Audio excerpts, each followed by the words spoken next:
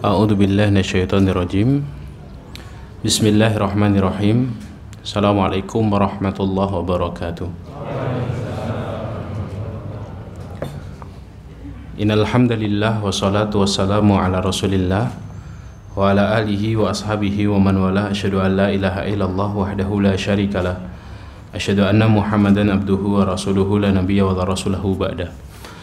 Allahumma salli wa sallim ala sayyidina Muhammadin wa ala alihi wa ashabihi wa man tabi'ahum bi ihsanin ila yaumiddin. Allahumma la sahla illa ma ja'altahu sahla wa anta in syi'ta taj'alul hazana sahla. Rabbi shrah li sadri wa yassir li amri wahlul 'uqdatan min lisani yafqahu qawli. Allahumma la taj'al musibatana fi dinina wa la taj'al dunya akbara hammina wa la mablagha ilmina. Allahumma alimna ma yanfa'una wanfa'na bima 'allamtana wa zidna ilma wa jannibna ma yadurruna fi dinina wa dunyana ya arhamar rahimin. Ya hayyu ya qayyum bi rahmatika nastaghits. Aslih lana syu'unana kullaha wa la takilna ila anfusina tarfata 'ainin amma ba'du.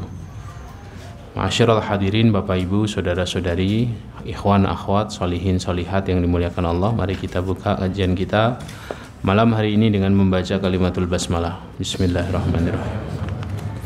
Semoga dengan membaca kalimatul basmalah Allah menurunkan pertolongannya untuk kita dapat memahami setiap ilmu yang kita pelajari, dan Allah memudahkan untuk kita mengamalkannya dalam keseharian kita. Semoga dengan mudahnya kita melakukan amalan solih membuat Allah menghitung kita sebagai orang-orang yang istiqomah mengamalkan amalan solih, dan dengan istiqomah semoga Allah mencurah-curahkan rahmatnya untuk kita, dan semoga dengan rahmatnya Allah izinkan kita termasuk di antara golongan orang-orang yang dapat masuk ke dalam surganya. Amin. Salawat dan salam semoga senantiasa tercurah limpahkan untuk Nabi kita Muhammad sallallahu alaihi wasallam, para keluarga, para sahabat, para tabi'in, para tabi'ut tabi'in, dan orang-orang yang senantiasa istiqomah di atas jalan kebenaran. Ma'asyiral hadirin memuliakan Allah, kita akan kembali bersama Imam Al-Ghazali rahimahullah ta'ala dalam kitabnya Bidayatul Hidayah. Kita sampai pada penghujung kitab, dan semoga pada malam hari ini kita bisa menyelesaikan kitab sehingga pertemuan berikutnya kita syukuran kambing guling. Gitu ya, Pak? Ya, Masya Allah. Takmir kayaknya sudah mulai merencanakan ini. Ya. Artinya kalau kita selesai satu kitab, semoga kita bisa membuka kitab ulama yang lain, yang kemudian bisa terus kita pelajari satu persatu secara utuh ilmu-ilmu yang telah diwariskan dan diturunkan para ulama kepada kita. Kita akan membahas fasal berikutnya setelah kita terakhir kemarin, jika tidak salah saya mengingat, sampai pada fasal adab seorang anak kepada orang tua. Maka fasal berikutnya adalah adab pergaulan. Adab pergaulan. Beliau rahimahullahu ta'ala berkata, adapun kepada para teman dan para sahabat, maka engkau memiliki dua tugas. Maka engkau memiliki dua tugas. Tugas pertama adalah memilih teman yang benar, atau benar dalam memilih teman. Tugas yang kedua adalah memenuhi kewajiban sebagai seorang teman kepada temannya. Kita akan bahas yang pertama terlebih dahulu, memilih teman dengan benar. Ya, jadi milih teman itu dalam syariat juga ternyata diatur. Hendaknya engkau memperhatikan syarat-syarat berteman dan bersahabat. Jangan berteman atau bersaudara kecuali dengan orang yang pantas dan baik untuk dijadikan sahabat. Rasulullah SAW bersabda, Al-mar'u ala dini khalilih falyandur ahadukum man yukhalil. Seseorang itu tergantung pada teman agamanya, pada agama temannya. Ya, seseorang itu tergantung pada agama teman Ya, falyandur ahadukum man yukhalil, maka hendaknya seorang di antara kalian melihat kepada siapa dia berteman. Ya. Ada satu riwayat yang menarik tentang hal ini hadirin, yaitu diriwayatkan oleh Imam Ahmad dalam musnadnya. Suatu hari sahabat Anas bin Malik radhiyallahu anhu masuk ke dalam Masjid Nabawi, dan sahabat Anas menceritakan, saat aku melihat para sahabat, aku melihat raut muka mereka gembira sekali. Gembira melihat apa? Sahabat. Ada yang aneh dari para sahabat ini, tidak biasanya mereka bergembira seperti ini. Kemudian aku bertanya kepada seorang sahabat yang ada di dalam masjid, kenapa kalian terlihat sangat gembira? Maka kemudian sahabat ini berkata, tadi kami menyimak percakapan seorang sahabat bersama Rasulullah Shallallahu Alaihi Wasallam. Sahabat ini berkata kepada Rasulullah, bertanya kepada Rasulullah, ya Rasulullah, wahai Rasulullah, ar-rajulu yuhibbur rajula alal amali minal khair ya'malu bih. Ada seseorang yang mencintai saudaranya karena amalan solih yang senantiasa dikerjakan oleh saudaranya ini. Fala ya'mal bimithlihi. Tapi orang yang mencintai saudaranya ini belum mampu melakukan amalan yang sama yang dilakukan oleh saudaranya. Misal ada orang yang mencintai seseorang, kita punya teman kita ini istiqomah sekali sholat tahajud, atau teman kita ini istiqomah sekali setiap hari baca Quran 1 juz, one day one juz. Ya, kemudian kita senang dengan teman kita ini karena amalan solihnya yang istiqomah, tapi kita sendiri belum mampu untuk mengistiqomai amalan tersebut sebagaimana teman kita ini istiqomah terhadap amalan tersebut. Bagaimana orang yang semacam ini ya Rasulullah? Kata sahabat ini kepada Rasulullah, sementara sahabat yang lain menyimak. Ya, maka kemudian Rasulullah SAW menjawab dengan satu jawaban singkat yang membuat para sahabat yang ada di masjid itu bergembira. Rasulullah SAW menjawab, al-mar'u ma'a man ahabba. Seseorang kelak akan dikumpulkan Allah bersama orang yang dia cintainya. Ini riwayat hadis yang pertama. Ada riwayat yang lain yang kemudian Anas bin Malik ketika mengajar para tabi'in, Anas bin Malik ini menangis. Sementara ada tabi'in yang kemudian bertanya kepada Anas bin Malik radhiyallahu anhu, wahai Imam Anas, mengapa engkau menangis? Sungguh aku menangis bukan karena aku bersedih, aku menangis karena aku bersyukur. Kenapa kau bersyukur lantas menangis wahai Imam? Kata Anas bin Malik, aku bersyukur karena aku mendengarkan sabda ini langsung dari lisan Nabi SAW. Sabda apa itu wahai Imam? Datanglah seorang badui suatu hari ke hadapan Nabi SAW. Kemudian badui ini bertanya kepada Nabi SAW, ya Rasulullah, mata sa'ah, ya Rasulullah, kapan terjadinya hari kiamat? Namanya orang badui itu ya polos, lugu, pertanyaannya pertanyaan sederhana gitu. Kapan terjadi hari kiamat? Sementara sahabat yang lain tahu hari kiamat ini rahasia Allah. Tidak ada yang tahu kapan kejadiannya. Tapi si badui itu dengan lantang bertanya kepada Rasulullah. Kemudian Rasulullah menjawab pertanyaan itu bukan dengan jawaban, tapi dengan pertanyaan balik. Nah, ini nanti bisa kita contoh. Di antara pelajaran dari hadis ini nanti apa? Para ulama bilang tidak semua pertanyaan itu harus dijawab. Ya, kalau tidak tahu artinya katakan saja tidak tahu, atau wallahu a'lam, atau ganti topik yang lain. Sementara Rasulullah ketika ditanya itu jawabannya apa? Ma'adatta lahu. Apa yang telah kamu siapkan untuk menghadapi kiamat wahai badui? Wahai fulan. Maka fulan badui ini dengan polos menjawab, la syai'a ya Rasulullah illa wa ana uhibbullaha rasulah. Aku belum persiapan ya Rasulullah menghadapi kiamat, kecuali aku telah mencintai Allah dan Rasulnya. Ya, aku telah apa? Mencintai Allah dan Rasulnya. Kemudian Rasulullah SAW menanggapi jawaban Badui itu mengatakan, al-mar'u ma'a anta ma'a man ahbabta. Kalimat hadisnya gitu. Kau akan dikumpulkan bersama orang-orang yang kau cintai.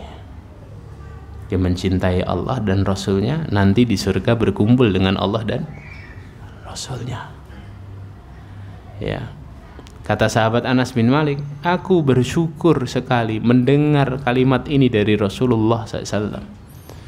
Lah kenapa lantas engkau menangis wahai Imam? Kata Imam Anas bin Malik, sungguh aku menangis karena aku ini, amalanku memang tidak sebanding dengan amalannya Abu Bakar dan Umar. Ya, amalanku ini tidak ada seujung kukunya Abu Bakar dan Umar, sahabat senior radhiyallahu anhuma. Anas bin Malik ini kan sahabat junior kan. Rasulullah ketika berhijrah pertama kali ke Madinah, mampir ke Kuba sebelum sampai Madinah, bangun Masjid Kuba. Semua orang Kuba menyambut dengan gegap gembira kedatangan Rasulullah dan para muhajirin. Ada yang ngasih pakaian, ada yang ngasih harta, ada yang ngasih makanan, ada yang ngasih binatang tunggangan untuk melanjutkan ke Madinah. Karena mereka ini muhajirin, diaspora, orang-orang yang bertahan hidup di negeri orang. Ya. Tapi Ummu Sulaim, ibunya Anas bin Malik, tidak punya apa-apa.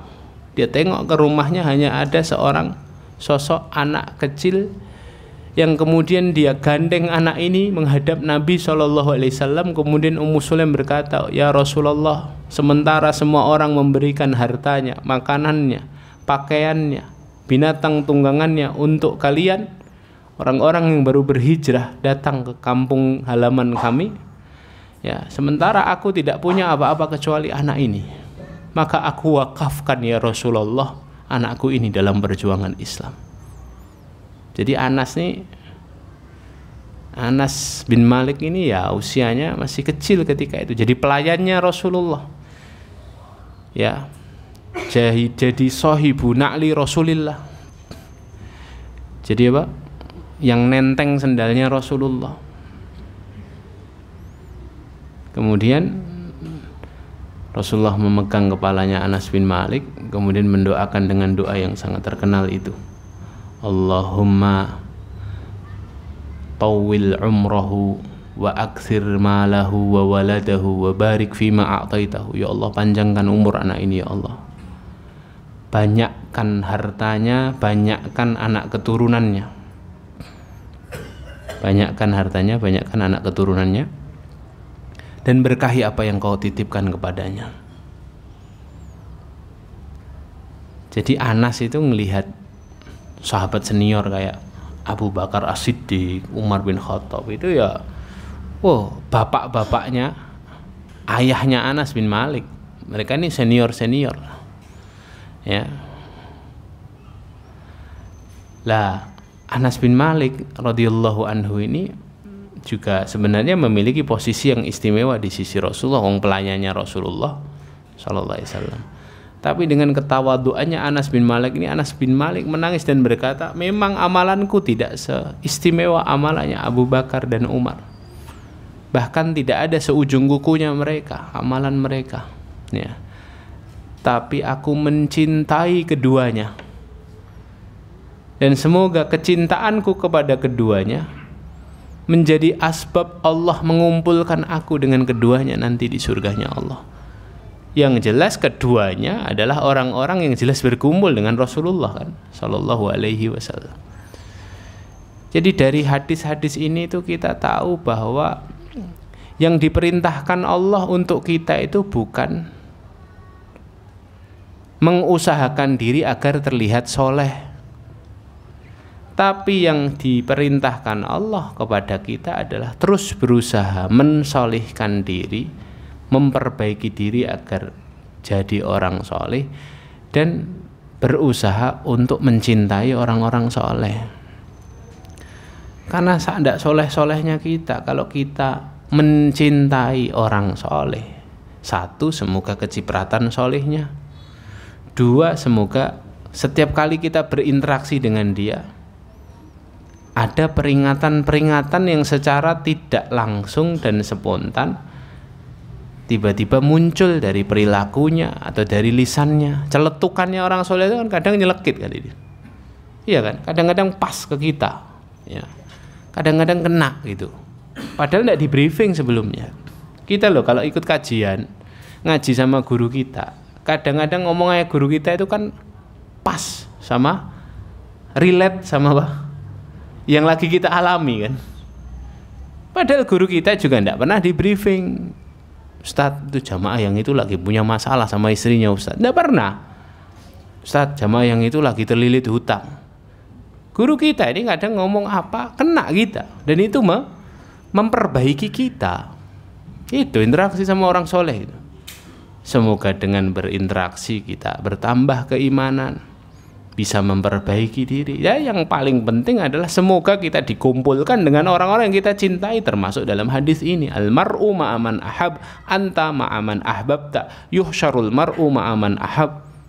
Dan hadis-hadis yang seredaksi dengan itu, ya. Makanya ma'asyiral hadirin yang dimuliakan Allah, guru kami itu selalu bilang gini, inti kamu hidup di dunia itu 4 aja. 1, memperbanyak bekal. 2, mempersedikit beban. 3, memperbanyak teman yang akan membela. 4, mempersedikit musuh yang akan menggugat. Inti kita hidup beribadah itu kan 4 itu aja. Banyakin bekal, ya kan? Amal soleh, ibadah banyakin, biar bisa jadi pemberat timbangan amal soleh nanti di hari hisab, hari mizan. Kemudian persedikit beban. Kalau kita banyak melakukan kesalahan di masa lalu, minta ampun sama Allah. Ya, banyak bertobat. Setiap kali tergoda melakukan kesalahan dan jatuh dalam kesalahan, minta ampun sama Allah. Beristighfar, bertobat kepada Allah. Tidak ada yang lepas dari salah, hadirin. Ya, semua kita pernah melakukan kesalahan. Semua kita jatuh dalam dosa. Kita ini bukan nabi, bukan malaikat, hadirin. Maka minta ampun sama Allah, persedikit bebannya. Allah berikan banyak pintu penghapus dosa, maka manfaatkan waktu yang tersisa ini untuk menghapus dosa-dosa kita. Mohon ampun sama Allah. Kita fokus mohon ampun sama Allah, dan jangan fokus membicarakan dosa orang lain. Usikum wa iya nafsi bitaqwallah. Jangan sibuk mencari-cari dosa orang lain. Kita sendiri ini pendosa, hadirin. Kita khawatir kita jatuh dalam dosa yang lain, hadirin. Kita melihat saudara kita melakukan dosa, kita doakan dia agar dia mendapat taufik dari Allah. Kita tutup aibnya baik-baik, rapat-rapat, biar Allah tutup aib kita. Jangan malah kita bicarakan, oh dia ternyata ahli maksiat, dia ternyata. Wallahi para ulama itu paling takut membicarakan dosa orang lain. Kenapa mereka takut? Karena mereka khawatir ketika dosa itu dibicarakan, orang itu sudah selesai bertobat dengan Allah. Berarti kita zalim kan sama orang itu. Dia udah bersih, hadirin. Kita malah bicarain masa lalunya. Zalim enggak itu? Zalim, hadirin. Tambah dosa kita. Bahkan para ulama itu mengatakan, kalau aku melihat saudaraku melakukan dosa, Ibrahim bin Adham rahimahullah, dan dia jelas melakukan dosa, maka la khosyitu, aku benar-benar takut untuk membicarakan dosanya, karena aku khawatir dosa itu akan menimpaku sebelum aku mati. Karena balasan kezaliman itu kan balasan yang dibalas kontan di dunia kan, sebelum nanti Allah balas di akhirat kan, dosa kezaliman itu. Ya, bukan kita terhindar dari dosa itu, malah kita yang kena dosa itu, hadirin. Ya, kena dosa itu.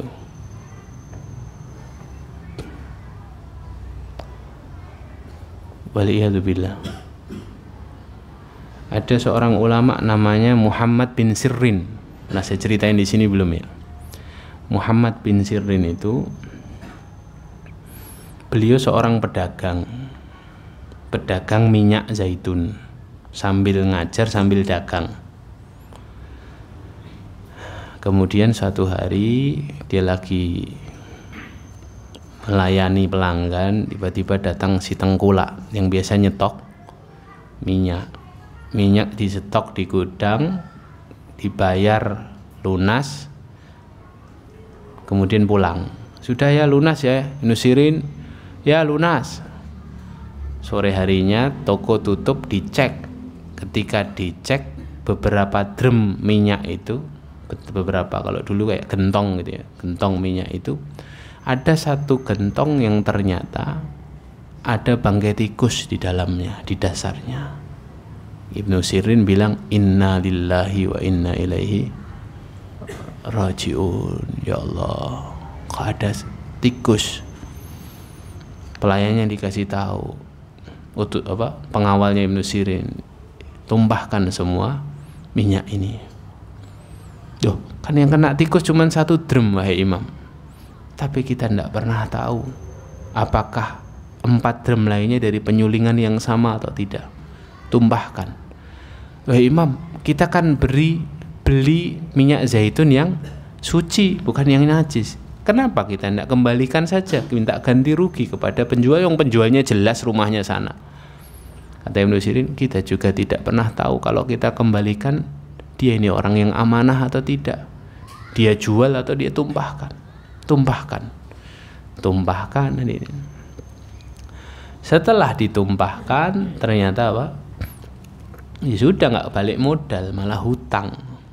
Dan ternyata Ibnu Sirin ini selama ini berdagang dengan modal dari kawannya, sampai jatuh tempo kemudian tidak bisa apa? Tidak bisa mengembalikan. Ketika tidak bisa mengembalikan, akhirnya kawannya menuntut. Kawannya menuntut di pengadilan, Ibnu Sirin dinyatakan salah.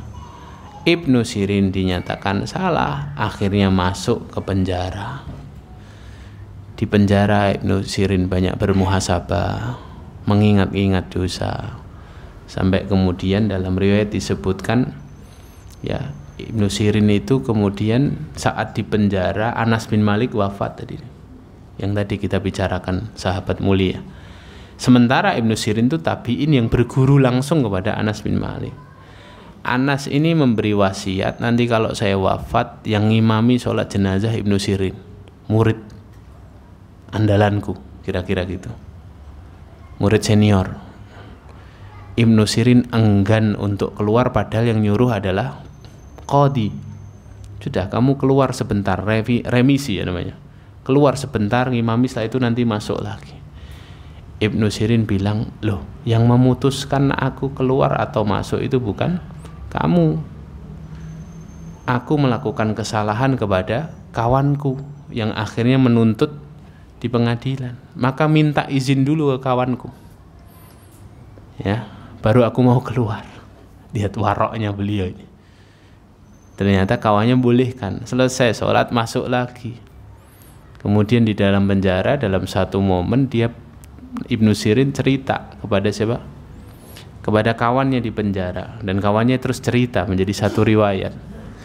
Ibnu Sirin itu cerita kepadaku, aku dijebloskan penjara di masa tuaku ini. Aku tahu karena sebab satu dosa yang pernah aku lakukan 40 tahun yang lalu. Ini balasannya. Aku ini ulama, dijebloskan ke dalam penjara karena kesalahan yang aku lakukan. Ya, itu karena sebab satu dosa yang dulu aku lakukan. Apa dosanya, wahai Imam? Kemudian Ibnu Sirin bilang, 40 tahun yang lalu aku pernah memandang orang lain dengan pandangan meremehkan. Setelah aku renung-renungkan, apa ya sebab aku kok dapat ujian musibah kayak gini? Ternyata aku temukan dulu aku pernah meremehkan orang lain, dan ketika aku meremehkan itu, ya, belum pernah aku tobati dan belum pernah aku istighfari. Dosa itu mengundang musibah, dan dosa yang paling cepat mengundang musibah itu dosa kezaliman. Cepat, kontan, dunia langsung dibales. Ya, makanya ulama tadi bilang, para ulama bilang, tidak cuma satu, mungkin saya bisa kumpulkan lebih dari 10 perkataan ulama, ya, yang mengatakan bahwa mereka sangat berhati-hati sama soal membicarakan maksiat orang lain, karena khawatir apa, maksiat itu balik kepada diri sebelum dia meninggal. Ya. Nah itu bersedikit beban, perbanyak teman yang akan membela, persedikit musuh yang akan menggugat. Jangan cari musuh, hadirin. Kalau ada yang musuhin kita, kalau ada yang jelek-jelekin kita, sudahlah, dimaafkan aja. Dimaafkan itu memang sulit, tapi akan sangat mudah kalau tujuan kita memaafkan orang lain agar Allah memaafkan kita. Motivasi yang paling penting ketika kita mencoba memaafkan orang lain apa? Agar Allah memaafkan dosa-dosa kita. Ya Allah, saya maafkan dia agar kau maafkan dosa-dosaku ya Allah kepadamu. Itu motivasinya. Tidak usah dibales. Orang dolim sama kita itu pasti mati hadirin. Kena dia nanti tanpa kita doakan. Kezaliman itu akan menemui pelakunya tanpa harus orang yang terzalimi itu menuntut di hadapan Allah. Pernah dengar cerita tentang nelayan, hadirin? Imam Az-Zahabi ceritakan dalam kitab Syiarnya, kejadian nyata ini. Ada nelayan habis berlayar, dapat ikan cuman beberapa ekor. Ternyata di laut itu kayak gitu, Pak. Saya beberapa waktu dulu sama teman-teman hijrah ini main ke laut selatan, daerah pantai apa ya, yang kayaknya kapal datang langsung bisa dibeli tuh. Saya lupa nama pantainya. Agak sulit, bukan Depok. Agak sulit namanya, Pak. Pantai Selatan, Jogja. Nah, ternyata datang tuh langsung dirubung kan yang datang. Kami datang pagi-pagi itu. Ternyata ada yang cuma dapat kepiting 2, Din. Semalaman dapat kepiting 2, Pak. Ya Allah. Ada yang dapat cumi-cumi cuma 3 ekor. Ada dapat ikan 5. Ikannya satu jenis. Kemudian kami ngobrol dengan para nelayan ini. Ya memang laut kayak gitu, Mas, katanya. Laut itu kayak lapak, katanya. Kalau pas banyak ya banyak, kalau pas sedikit ya sedikit, ya Allah. Nah, di zaman dahulu kata Imam Az-Zahabi ada seorang nelayan yang kemudian dia habis mancing dapat berapa ikan, dia tidak niat jual. Dia niat ikan itu dibawa pulang ke rumah untuk makan anak istrinya. Tapi datang orang kaya, pongah, sombong, membeli ikan itu. Nelayan, berapa kau jual ikan ini? Aku tidak jual ikan ini, kata nelayan ini polos. Berapa? Pasti aku beli. Tidak, aku tidak jual. Anak istriku lapar di rumah. Aku tidak jual ini. Ya. Sampai kemudian diserobot itu ikan oleh si kaya ini, dijatuhkan, dilemparkan uang ke badannya, kemudian dia tersungkur si nelayan ya. Akhirnya dibawa pulang ikan ini oleh si kaya, kemudian akhirnya sampai rumah, dia masak, dia makan. Selesai makan, semalam tidur, pagi harinya ya bagian kakinya itu mulai membiru, mulai membengkak. Kemudian dia datang kepada seorang tabib, tanya, ini apa sebabnya ya? Baru semalam itu, kemarin tidak ada, ini tiba-tiba gini. Tabibnya juga bingung, tidak ada penyakit secepat ini. Ya. Kemudian coba dikasih obat, tambah pulang, tambah parah. Ya. Dia datang lagi ke tabib besok paginya, dalam kondisi kakinya sudah membusuk. Kaki satunya sudah membusuk. Ya. Sampai kemudian dia pulang, si tabib tidak tahu obatnya. Besoknya lagi ternyata tangannya mulai membiru. Balik lagi si tabib, pulangnya malah membusuk. Sampai 3 hari berturut-turut dia bolak-balik ke si tabib. Dia kemudian pingin sembuh tapi justru malah tambah parah. Sampai kejadian itu diamati oleh seorang soleh yang lihat ini orang kaya ini kok mondar-mandir dari kemarin ke tabib 3 hari berturut-turut. Akhirnya ketika pulang ditanya sama orang soleh ini, wahai orang kaya, kemarilah. Apa yang kamu lakukan ini di tabib itu? Bukan tambah sembuh sakitmu, tambah parah setiap kali pulang kamu dari si tabib ini. Apa yang kau alami sebenarnya? Kata orang ini, saya tidak tahu, ya. Saya tidak tahu. Tiba-tiba badanku mengalami seperti ini dan tabib ini tidak tahu obatnya. Kemudian orang soleh ini dengan basirohnya dia tanya, coba sebelum kamu sakit ini apa yang kamu makan? Aku makan ikan dari seorang nelayan di pinggir pantai. Aku bayar dia dan aku paksa dia untuk menjual ikannya. Maka kemudian si orang soleh ini bilang, itu jawabannya. Kamu datang ke orangnya. Mungkin obat dari sakitmu ada pada orang itu. Datang akhirnya si kaya ini kepada nelayan. Nelayan ini lagi sibuk dengan perahunya, dengan jaringnya dan lain sebagainya. Kemudian si orang kaya ini datang. Ketika datang, hadirin muliakan Allah, si orang kaya ini bilang kepada si nelayan ini, wahai nelayan, ingatkah kau siapa diriku? Aku tidak ingat. Aku orang yang berapa hari yang lalu mengambil ikanmu secara paksa. Orang ini biasa saja, nelayan ini biasa. Enggak, kayaknya bukan kamu deh. Karena orang yang mengambil ikanku secara paksa adalah orang yang memiliki kedua tangan dan kedua kaki. Sementara kamu, kakimu tinggal satu, tanganmu tinggal satu. Bukan kamu orangnya. Biasa aja dia. Itu aku. Justru aku kemari ini untuk memohon maaf kepadamu. Karena sebab apa yang aku lakukan kepadamu, kemudian Allah mengambil tangan dan kakiku. Ya. Iya, udah tak maafkan. Gitu dia jawabannya. Sudah dari kemarin tak maafkan. Kamu tidak punya masalah sama aku, sudah pulang sana. Biasa aja. Dia tidak merasa tersakiti, hadirin. Akhirnya si kaya ini pulang, hadirin, dengan terseok-seok dengan tongkatnya. Merasa dia tidak puas, dia datang lagi kepada nelayan itu dan kemudian dia bertanya kepada nelayan itu, wahai nelayan, sebenarnya setelah aku memperlakukanmu demikian itu apa yang kamu ucapkan sehingga aku sengsara seperti sekarang ini? Apa yang kamu ucapkan? Dia diam sejenak si nelayan itu. Kemudian si nelayan itu bilang, aku tidak pernah punya masalah sama kamu. Apa yang kamu lakukan itu wajar dilakukan oleh orang kaya. Sementara kami ini kan rakyat jelata. Wajar kalau kami diperlakukan seperti itu. Tapi ketika kamu meninggalkanku, aku hanya berdoa kepada Allah. Ya Rabbi, Allahumma hadha abduk, taqawwa ala du'fi, akhada ala haqqi, fa'arini qudrataka ya Rabbi.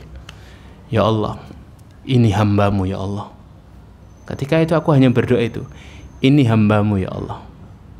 Ya, merasa kuat dengan kekuatannya sehingga melemahkanku. Sementara dia mengambil hakku ya Allah. Fa'arini qudrataka ya Rabbi. Aku hanya meminta, ya Allah perlihatkanlah kuasamu kepadaku ya Allah. Cuma gitu doa dia. Dia tidak doakan macam-macam. Dia cuma minta sama Allah, ya Allah, kalau Kau zat yang maha perkasa, perlihatkan untukku kekuasaanmu ya Allah. Arini qudrataka ya Rabbi. Itu aja doaku. Dan aku tidak punya masalah sama kamu. Ya.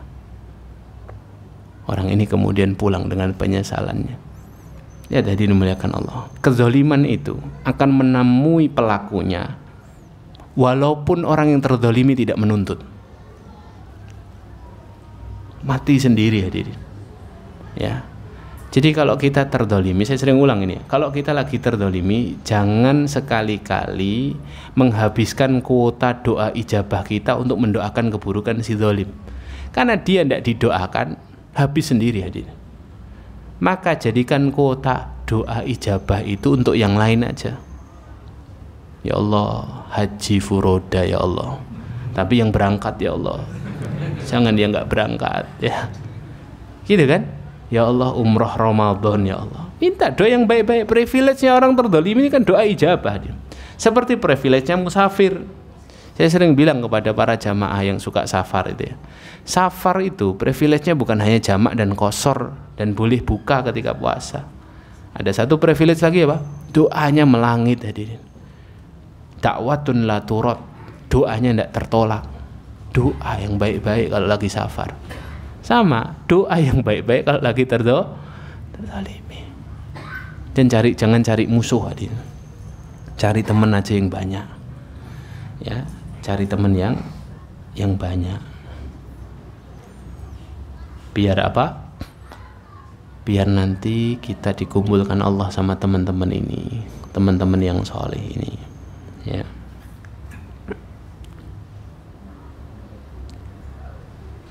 Allah berfirman di dalam surah Al-Furqan ayat ke-28. Coba buka surah Al-Furqan ayat ke-28. Surat 25 ayat 28.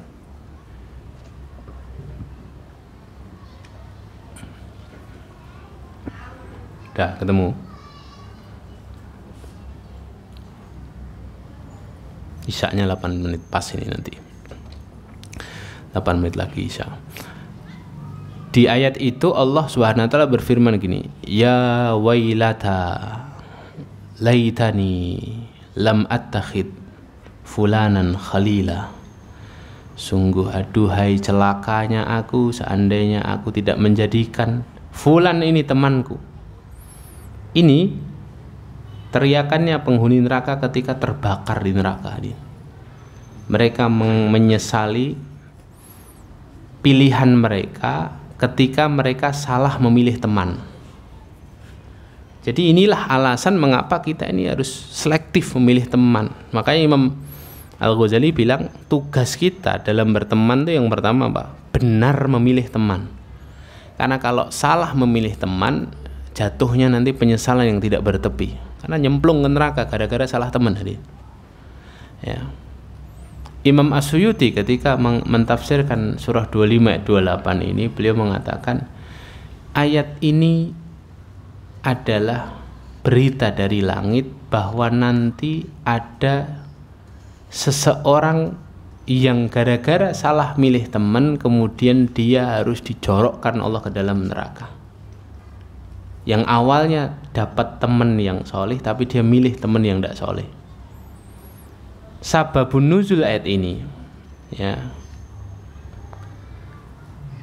Sababun nuzul ayat ini, kata Imam Suyuti dalam kitabnya Lubabun Nuqul fi Asbabin Nuzul. Beliau bilang adalah cerita tentang dua orang yang sangat benci sama Rasulullah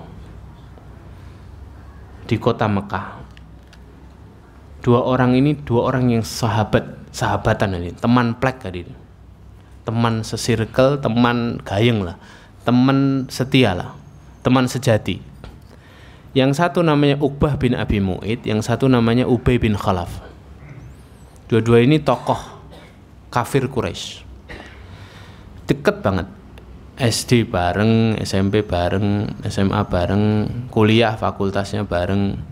Terus saking pleknya mereka itu pingin jadi saudara. Akhirnya Pak, dua orang ini nikahi kakak beradik. Biar kita jadi saudara, kita cari perempuan yang kakak adian, kamu nikah sama kakaknya, aku nikah sama adiknya. Nikah adin, udah temen sejati.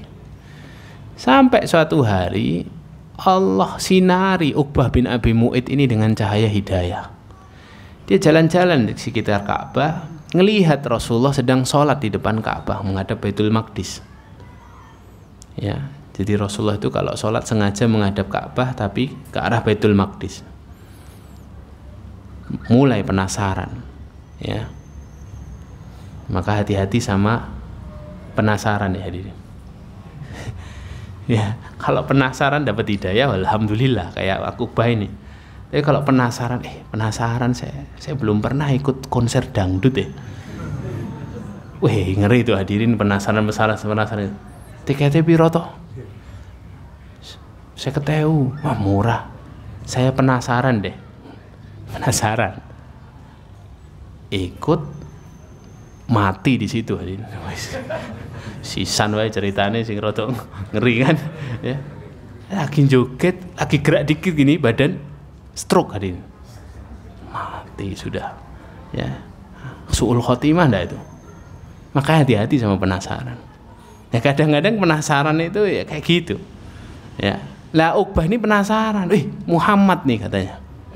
Ini orang yang katanya ngaku nabi, utusan Allah, utusan Tuhan.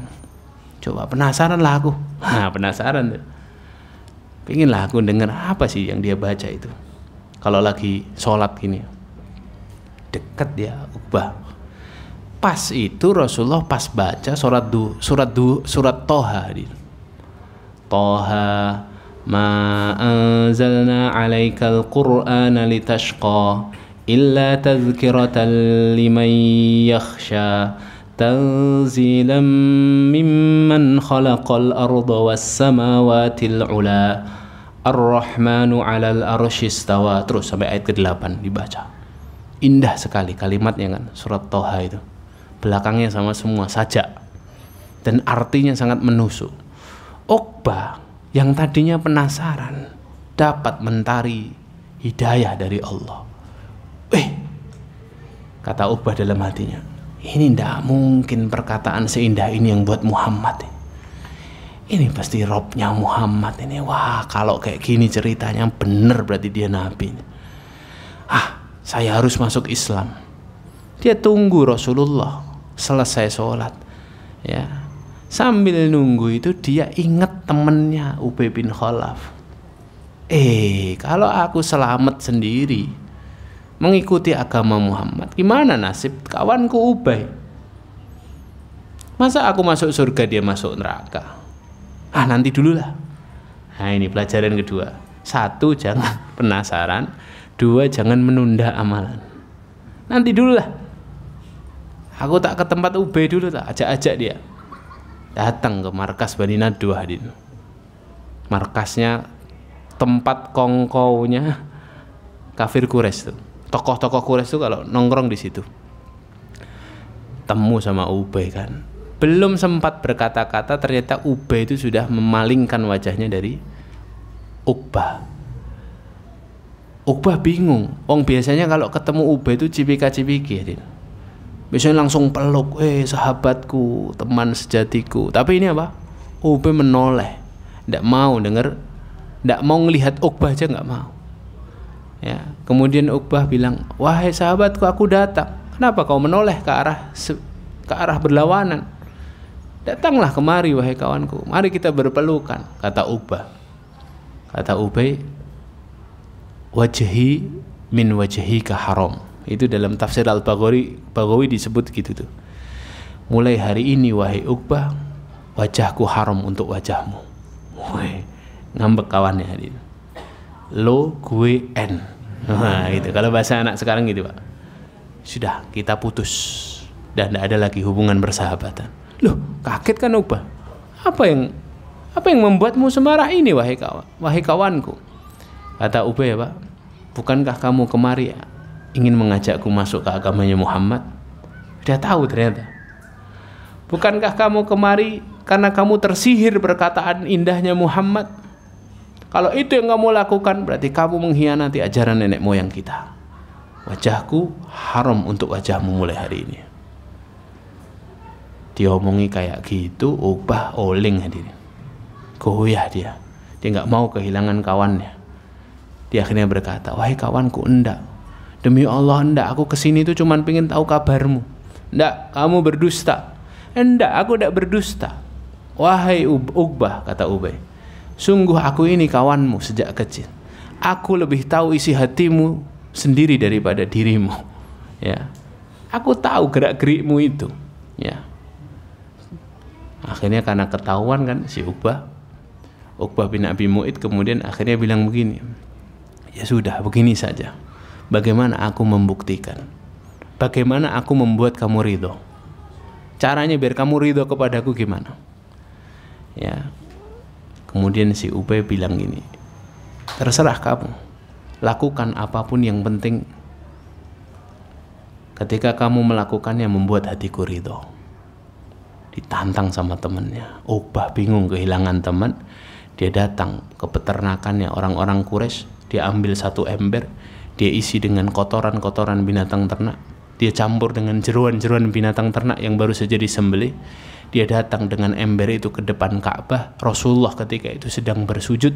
Si celaka ini menumpahkan isi kotoran dan jeruan itu ke tubuh Rasulullah SAW. Ubay dari kejauhan tersenyum bangga. temannya membuat dia ridho. Nah, kata Imam Suyuti, ayat ini ayat yang turun setelah Rasulullah ditumpahi kotoran dan jeroan binatang ternak itu. Ya wailata laitani lam attakhid fulanan khalila. Sungguh aduhai celakalah aku, seandainya dulu aku tidak menjadikan si fulan ini teman dekatku, pasti aku sudah masuk surga. Tapi gara-gara salah milih teman. Kata Imam Suyuti, ini adalah teriakan Uqbah bin Abi Mu'id nanti di neraka beserta orang-orang yang sejenis dengan Uqbah bin Abi Mu'id yang salah memilih teman dalam perjalanan imannya. Nyesel hadirin. Ya, salah milih teman masuk neraka hadirin. Ya.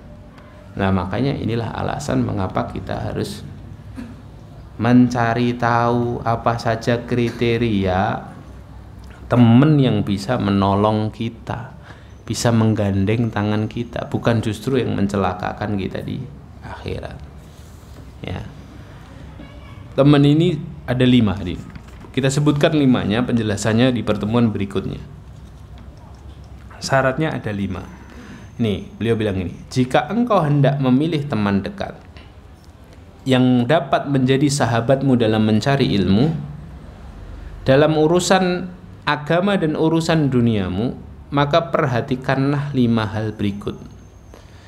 Ya, 5 ini harus ada. Ya. 1, aqil. Dia harus orang yang berilmu. Atau kalaupun tidak berilmu, dia adalah orang yang antusias kepada ilmu, open minded untuk ilmu. Jadi dia bukan orang yang kaku, yang fanatik sempit, yang tidak mau belajar. Dia orang yang berilmu, pembelajar lah, pembelajar, akil itu. Sehingga dia terus bertumbuh dengan temannya ini, terus menjadi pembelajar yang baik. Ya. Terus yang kedua adalah akhlak mulia. Dia punya akhlak yang baik. Ya, bukan orang yang tidak berakhlak. Ini syarat yang kedua. Syarat yang ketiga, salih, taat beragama. Dia harus orang yang menjaga hak-hak Allah. Yang keempat, tidak tamak sama dunia. Jadi kalau kumpul sama dia itu enggak dunia terus yang dibahas. Ya. Tidak membuat kita itu cinta kepada dunia. Seimbang lah, dunianya iya, akhirat iya. Ya, itu tidak apa-apa. Tapi kalau sudah tamak sama dunia, sudah lepas jadi. Ya, karena kita hanya akan hanyut dalam kecintaan pada dunia. Yang kelima, jujur, bukan pendusta. Jangan sekali-kali berteman dengan pendusta. Karena hari ini orang lain yang dibohongi, suatu hari kita yang dibohongi. Karena pendusta itu tidak ada obatnya. Ya, berdusta itu tidak ada obatnya. Berdusta itu sandaran yang paling rapuh, dosa yang paling buruk. Kalau sudah sekali berdusta, dia akan menutupi kedustaannya dengan kedustaan berikutnya, terus sampai ujungnya dia menyerah, rapuh hadirin. Ya, Bung Hatta itu Pak, ya, seorang pembelajar, seorang yang gemar membaca. Kata anaknya, Bung Hatta itu memindahkan bukunya dari Belanda ke Indonesia butuh 7 kali kapal. Berarti seorang yang wawasannya luas kan. Ada satu perkataan Bung Hatta yang sangat relevan hari ini. Jadi kita itu punya wakil presiden yang suka membaca, ya. Tapi dulu ya, suka membaca. Beliau bilang gini, kurang pintar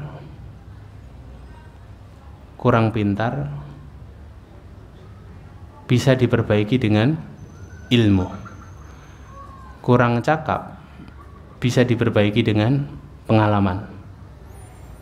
Tapi tidak jujur tidak bisa diperbaiki, kata beliau. Tukang dusta itu tidak bisa diperbaiki. Ini relevan kan? Orang kalau sudah dusta terus jadi. Bahkan senegara bisa dibohongi itu. Oh iya, expert dia, expert di bidangnya. Apa? Dusta hadir. Waliyadzubillah. Ngeri ya diri dusta itu. Makanya Rasulullah sampai bilang apa? Al-mu'minu la yakdzib. Seorang mukmin itu tidak bisa berdusta. Dia mungkin tergoda jatuh dalam satu maksiat, tapi dia tidak dusta. Karena dusta itu mengarahkan kita kepada keburukan, keburukan mengarahkan kita kepada neraka. Ujungnya neraka dusta. Makanya cari teman yang jujur, Adin. Kalau dia tukang dusta, sudah, Adin. Gak bahaya, Adin. Ngarahkan kita ke neraka. Nanti kita bahas sendiri dia. Ya, ini 5 ini yang kemudian harus jadi. Nah, nanti beliau katakan, kalau 5 ini tidak kamu temui di zamanmu nanti ketika kamu hidup. Ini pada Imam Ghazali ini kan abad sebelum abad 10 ya. Abad 6, 56. Beliau bilang, kalau tidak ketemu sama 5 ini, maka kamu wajib beruzlah. Uzlah itu apa? Menyendiri, delik di rumah. Harus sudah nggak ada orang baik berarti. 5 ini. Nah, nanti kita bahas secara rinci uzlah ini ya. Ya. Nah, ini insyaallah binillahi taala. Sudah ada? Sudah ya? Baik, sampai sini dulu insyaallah. Kita nanti bahas lagi di pertemuan berikutnya tentang 5 kriteria teman yang benar ya. Barakallahu fikum. Kita tutup dengan bacaan hamdalah. Alhamdulillahirabbil alamin. Dan doa kafaratul majlis. Subhanakallahumma bihamdika asyhadu an la ilaha illa anta astaghfiruka wa atubu ilaik. Assalamualaikum warahmatullahi wabarakatuh.